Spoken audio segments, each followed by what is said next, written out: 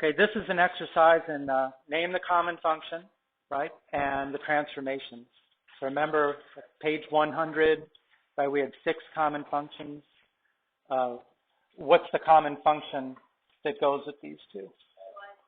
Y equals X, right? It's the identity function. And my pen might have to catch up here. Okay, that's all right. Y equals X. Now, if it was Y equals X, we would have a line that went up through 0, 0, 1, 1, 2, 2, but it's not. So out of all the transformations that we've got, which is the one that makes it go up slower? That's called a vertical shrink, okay? Vertical shrink.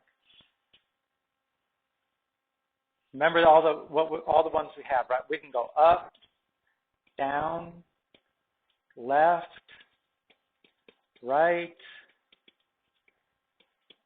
We can flip, right? We'll flip across the x-axis, or we can flip across the y-axis, or we could have a stretch, or we could have a shrink.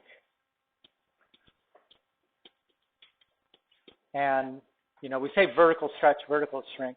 We don't have a horizontal stretch and a horizontal shrink. Okay, those are only referring to verticals. So if you just say stretch and shrink, that's fine. Okay, what does it look like happened to the function in the second one? It's still the y equals x. Okay, how many think that it went left 3? All right, how many think it went up 3? Didn't it do both? It did, right? But that's if you look at that particular function, it just matters. Do you think that plus 3 is after the function, so it makes it go up, or do you think it's inside the function, so it makes it go left? But in the end, it's the same thing. It doesn't matter, right? Right? This constant function, you know, remember the constant function is basically f of x equals a constant. It's a horizontal line. It's kind of hard to shift the horizontal line. This is the radical function, right? So this is the square root. How does it look like this has been transformed? It's up 1 and? Okay, so how would you show that? So you'd say negative the square root of x plus 1.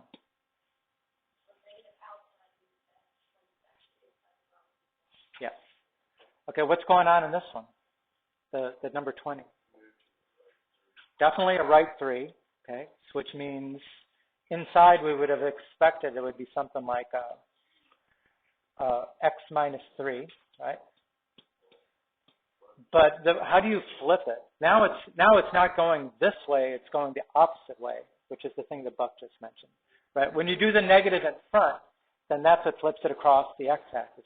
When you do the negative inside, right, which would make it negative, that's what makes it across the y-axis. So that's hard to see, but there's a negative right there. Okay, this is absolute value shifted 2 to the left, which is a plus 2 inside. This one looks like, it's kind of hard to see because it's real small there, but it looks like it's 1, 2, 3 to the right and 3 down. And flipped. So y equals negative x minus 3 minus 3. So get the point? Yes.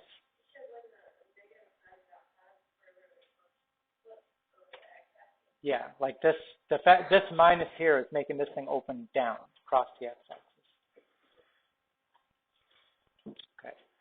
So the negative was inside absolute or number 22, or was it? Well, what happens if you take a v? If you start with a v and you flip it across the y-axis, what's it going to look like? It's the same v. So because it's already symmetric with respect to the middle, it's not going to change when you put a minus inside. But these are the last 2 common functions, right? Those are our 6 common functions. You're not going to see a constant function because it's hard to do anything with that.